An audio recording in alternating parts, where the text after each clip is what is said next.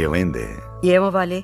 పిల్లలు అనుకున్న టైంలో సెటిల్ అయిపోయి పెళ్లిళ్ళు చేసుకుని పిల్లా పాపలతో ఇల్లు కలకల్లాడుతుంటే ఎంత బాగుంటుంది. దురదృష్టవంతులతో ఎక్కువసేపు గడపకూడదు సార్. వాళ్ళ గురించి ఎంత తక్కువ మాడితే అంత మంచిది. వదిలేండి. ఎప్పటికి మాడతారా మీరు? గోలగానే వీలైతే పెట్టిన తిని 4 అక్షంతలు వేసేళ్ళు. లోపల ఒకటి పెట్టుకుని బయట ఒకటి మాట్లాడటం. హాఫ్ నాలెడ్జ్ అంటే హాఫ్ నాలెడ్జ్. ముందు నువ్వు పూర్తిగా నిక్కచ్చేయడు. ఎవరి మీద కోపంరా? అమ్మ మీద, నాన్న మీద, లేదా నా మీద? ఎవరి మీద కోపం చూపిస్తే ఎవరు ఊరుకుంటారు? ముందు మనుషుల్ని మనుషులుగా చూడటం నేర్చుకోండి. నవ్వు వస్తే నవ్వాలి, ఏడుపు వస్తే ఏడవాలి.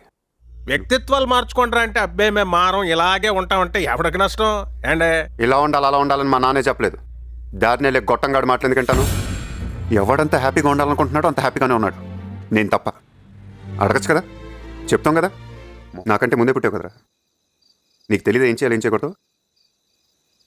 లిమిట్ ఉండాలి, లిమిట్ ఉండాలి. ఉంటుంది, ప్రతి దానికి లిమిట్ ఉంటుంది. బతకటానికి ఉంటుంది, బంధానికి ఉంటుంది, భరించడానికి కూడా ఉంటుంది. రే, నాకు నీలాగా నటించడం రాదురా. నువ్వు వెళ్ళి నాటకాలు వేసుకుపో.